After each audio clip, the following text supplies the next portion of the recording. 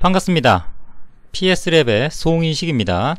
제6강에서 설명드렸던 첫 번째 원리인 그룹 내 변동, 그룹 간 변동을 응용해서요. 본제 8강에서는 프로세스 능력의 통계적 원리에 대해서 학습해 보도록 하겠습니다. 네, 우선 프로세스 능력의 영문 표기를요. 프로세스 케이퍼빌리티 이렇게 부르죠. 제가 금융 부문에 종사하시는 분들을 대상으로 교육을 진행하면서 자, 이제 공정 능력을 계산하겠습니다. 이렇게 했더니 네, 여기저기서 우리는 공정이 없는데요. 네, 하더라고요. 좀 이상을 했습니다. 자, 공정이라고 하는 건 그 공짜가 장인 공짜입니다. 즉 제품을 만들 때 주로 쓰이는 그런 그 절차가 이제 공정이죠. 그런데 금융이나 이런 관공서 쪽에서는 제품을 만들지는 않죠. 주로 이루어지는 작업은 이제 프로세스적인 요소로 이루어지고요. 따라서 공정이라고 하는 그런 표현보다는 프로세스가 조금 더 안정적이고 편안하게 들릴 수 있습니다. 자, 뭐 과정이 어떻게 됐든 간에요. 본 강좌에서는 프로세스 케이퍼빌리티를 좀 더 포괄적으로 해석을 해서 공정 능력 이렇게 안 하고요. 프로세스 능력이라고 좀 호칭을 하겠습니다. 따라서 제조나 R&D 부문에 종사하시는 분들이라면 기존에 이제 공정 능력 이렇게 좀 받아들이시면 될 것 같습니다. 제가 현업에 계신 분들을 대상으로요. 과제 자문을 좀 하다 보면 의외로 그 프로세스 능력에 대해서 어려움을 호소하시는 분들이 많아요. 또 용어도 여럿이 난무하는 것 같고 또 계산 방식도 모호한 부분이 없지 않아 있습니다. 특히 이제 같은 그 기업 내에서도 산정 방식이나 이런 게 달라서 좀 논란이 되는 그런 모습을 좀 관찰하기도 합니다. 따라서 본론으로 좀 들어가기 전에요. 프로세스 능력에 대해서 어떤 내력이나 그들 간의 관계 또는 뭐 용어들 이런 것들을 좀 간단히 좀 알아보고 원리 해석 본론으로 들어가도록 하겠습니다. 우리가 프로세스 케이퍼빌리티, 프로세스 능력 그러면 머릿속에 CP나 CPK를 연상하는 경우가 많아요. 그런 분들이 많습니다. 그런데 실질적으로 프로세스 케이퍼빌리티 그러면 그 정의는 6 곱하기 표준 편차입니다. 6 곱하기 표준 편차예요. 그러니까 프로세스가 중심이 있고 중심을 기준으로 해서 좌우로 플러스 마이너스 3 표준 편차만큼씩 우리가 분포가 벌어지는 거 퍼지는 거, 거기까지는 허용하겠다 이거죠. 그 이상 어떤 그 퍼지는 것은 용납하지 않겠다라고 하는 그런 것이 3시그마 패러다임이죠. 네, 그것의 산물이 이제 6입니다. 왼쪽으로 좀 합쳐서 6이니까.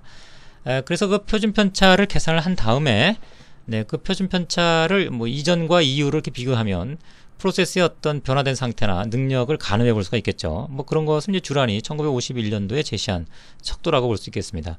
그 이후에 이제 뭐 AIG, SPC 매뉴얼이나 그 다음에 주란의 그 퀄러티 어떤 핸드북 이런 데 보면 표준 편차가 이제 두 개로 이제 설정이 되어 있어요. 하나는 S고 하나는 D2분의 R바 또는 C4분의 S바입니다.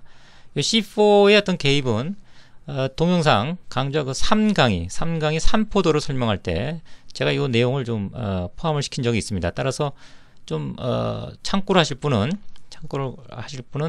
3강의 3포도를 다시 한번 좀 시청을 해주시기 바랍니다.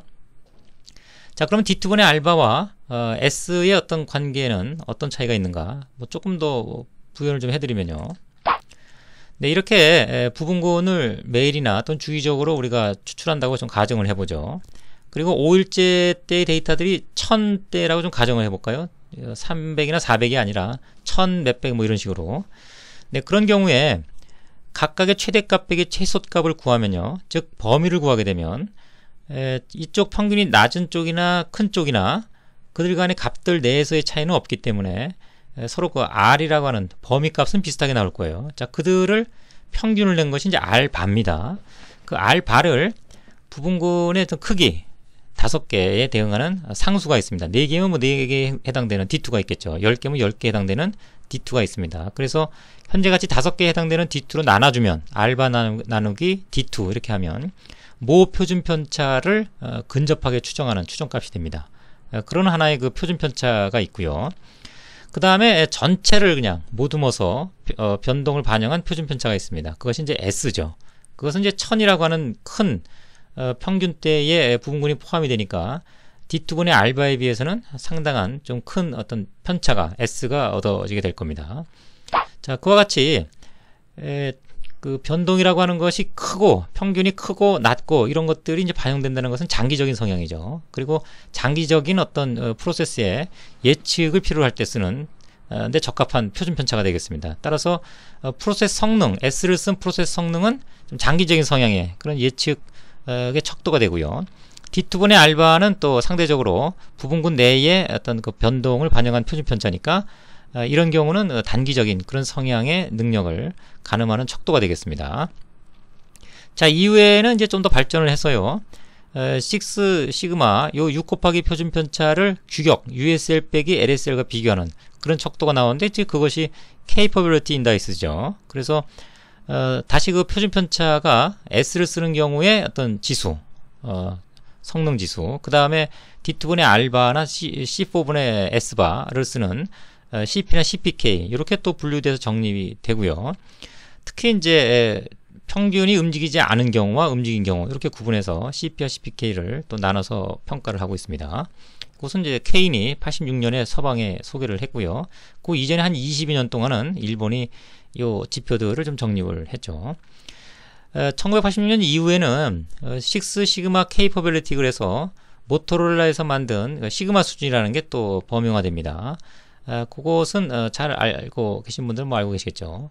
자, 그거에 대해서 조금 좀 부연을 좀 설명해 드리면 평균이 변하고 또 편차도 전체 표준 편차를 쓰는 경우 그런 경우를 이제 장기 프로세스 능력 또는 장기 시그마 수준 이렇게 좀 분류죠. 그런데 보통 모토로라 같은 경우는 1.5만큼 시프트 한다라고 해서 모토로라 시프트 1.5를 경험치로 반영을 하고 있습니다. 그래서 이것을 반영한 경우를 우리가 장기 시그마 수준에 1.5를 더한 경우를 단기 시그마 수준 이렇게 좀 또 부르죠.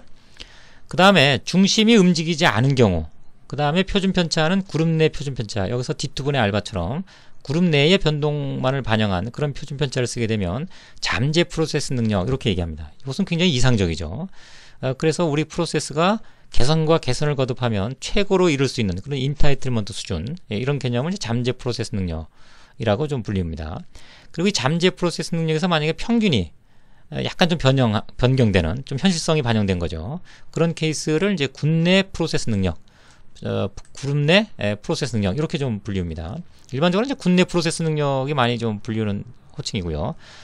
이것은 이제 한국통계학 용어집에 따라서 이제 그룹 내 프로세스 능력이라고 제가 별도로 부여를 좀 했습니다.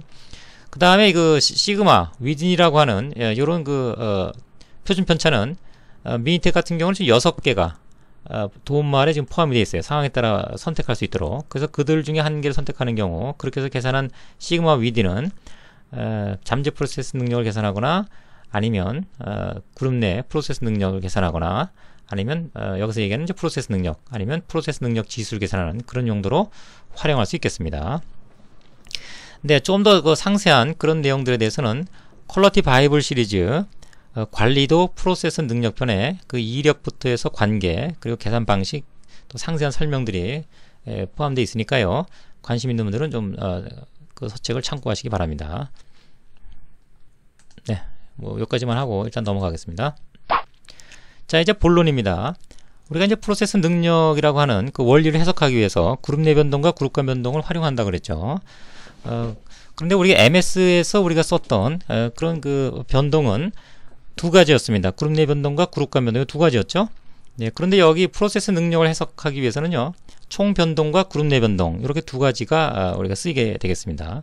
뭐 충분히 예상할 수 있는 일입니다. 왜냐하면 총 변동을 가지고 전체 데이터 개수로 나눠주면 자유도로 나눠주면 분산이 되고요. 그걸 루트 씌우면 앞에서 설명드렸던 그 S가 얻어지죠. 또 그룹 내 변동을 이용해서 그룹 내의 어떤 변동을 통한 우리가 표준 편차 D2분의 알바에 해당되는 또는 C4분의 S바에 해당되는 편차를 구하게 되면 그것은 이제 프로세스 능력을 계산하는 그런 하나의 또 표준 편차를 얻게 되는 거죠.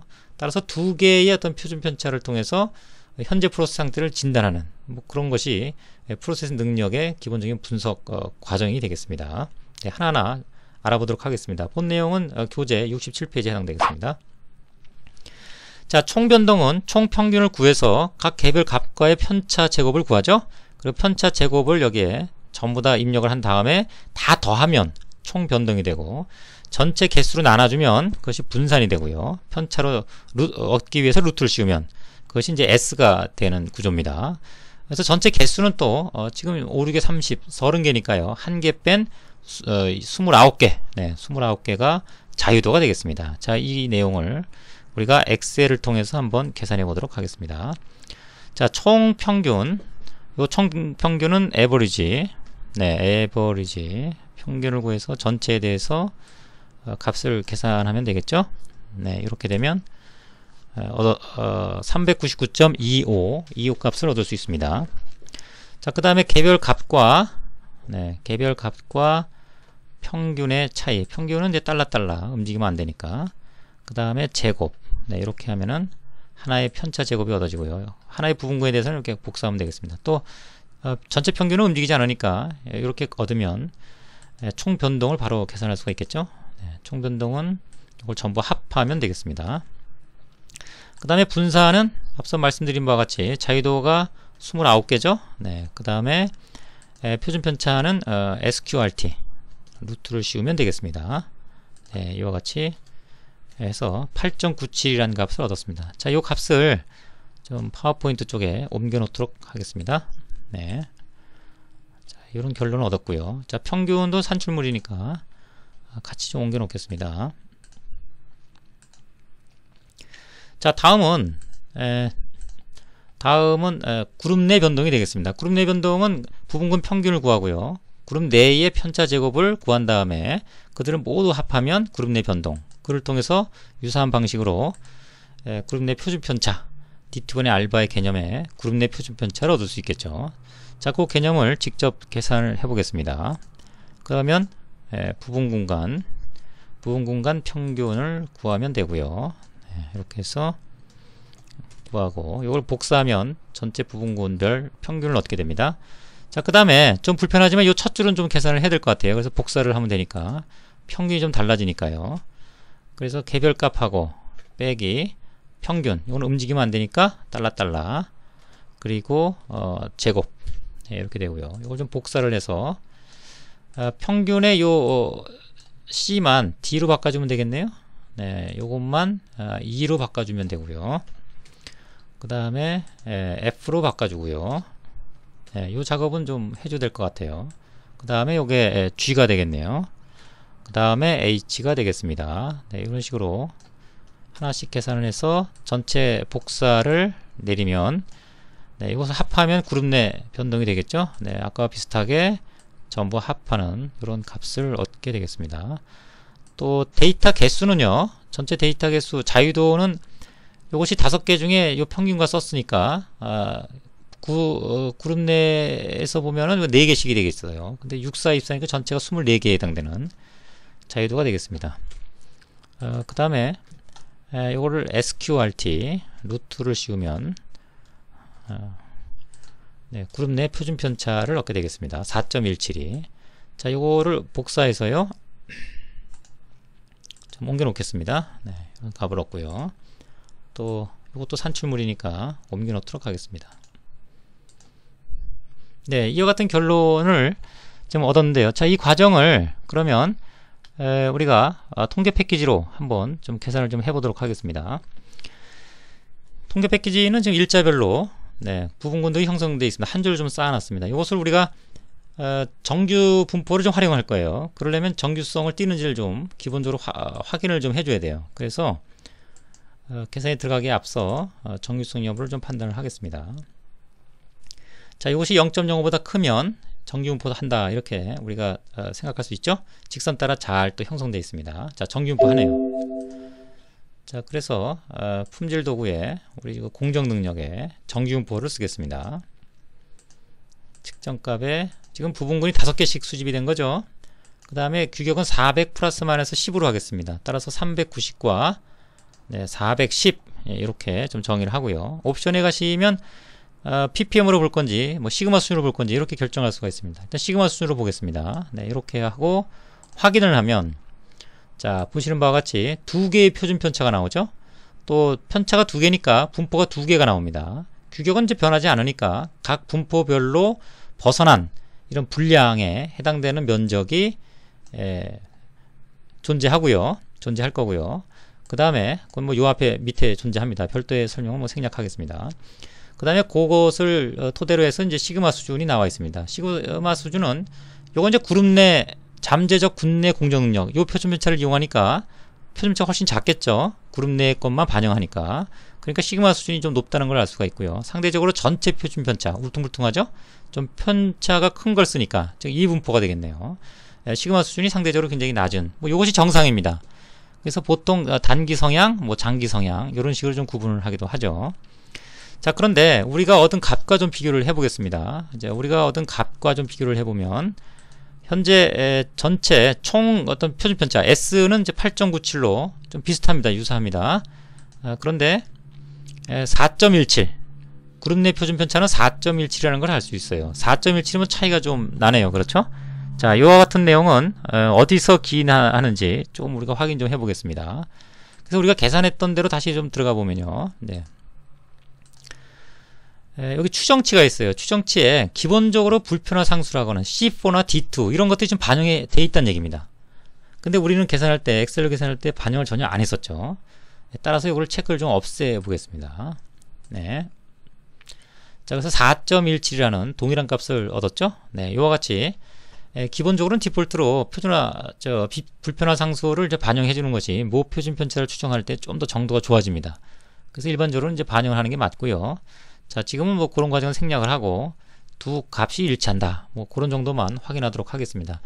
자, 우리가 프로세스를 개선하는 어떤 개선 전문가다. 문제 해결 역량을 좀 확보를 했고 프로세스를 개선하고 싶다. 즉 이론적으로는 지금 0.6이라고 하는 값이 그렇죠? 0.6이라고 하는 값이 2.09까지 갈 수 있다는 뜻이죠.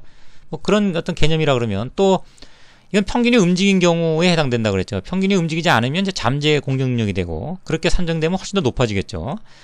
그러니까 여기까지 갈 수 있다라는 걸 전제하면 어떻게 올릴 수 있느냐, 이것이 이제 우리가 문제 해결 전문가가 해야 될 역할입니다. 그런 관점에서 보면 그 엑셀에서 뭐 어느 정도 정답을 찾을 수가 있어요. 우리가 총 변동을 계산할 때 네, 여기 보시면 이와 같은 거 117, 이거 굉장히 큰 값이죠. 이런 것들은 어떻게 됩니까? 전체 평균과의 어떤 그 편차 제곱이 굉장히 큰 그런 케이스가 되겠네요. 자, 이런 값들이 무슨 일이 벌어졌는지 그런 것들을 좀 확인해 보면 뭔가 답을 얻을 수 있는 또 기회가 생길 수 있어요. 370 굉장히 크죠? 이때는 굉장히 다 큽니다. 전반적으로. 즉 2일째는 무슨 일이 벌어진 것은 아닌가. 특히 이제 6일째 같은 경우도 값들이 좀 굉장히 크게 분포하고 있죠. 이렇게. 네, 이런 것들이 우리가 한번 체크해 봐야 될 그런 그 사항들이 되겠습니다. 상대적으로 굉장히 크죠. 그러니까 우리가 분석을 통해서 이것이 전체적으로 몇 시그마 수이다 이걸 아는 것이 뭐 그것 자체도 중요하지만 프로세스에 어디를 개선해야 되는지 그 포인트를 찾아주는 거, 이것이 굉장히 필요한 어떤 그 절차란 얘기입니다. 앞서 우리 MSA 할 때도 제가 강조드린 바입니다. 우리 문제를 푸는 사람이기 때문에 이런 과정을 거쳐서 이런 포인트를, 프로세스의 포인트를 찾아주는 이런 역할, 이런 것이 우리한테 필요하다. 그리고 이 분석 과정을 통해서 확인할 수가 있다. 뭐 이런 정도 정리하도록 하겠습니다. 자, 이렇게 해서 지금까지 프로세스 능력을 그룹 내 변동, 그룹 간 변동을 이용해서 좀 해석하는 과정을 좀 밟아봤고요. 금방 말씀드린 것처럼 문제를 해결하는 쪽에 최종적인 우리가 역할을 해야 된다. 뭐 그것이 중요하다. 이렇게 좀 강조를 해드릴 수가 있겠습니다. 자, 다음 제 9강에서는 분산 분석에 대해서 첫 번째 원리인 그룹 내 변동, 그룹 간 변동을 응용하는 그 다음에 원리를 해석하는 그런 과정을 학습하도록 하겠습니다. 수고 많았습니다. 감사합니다.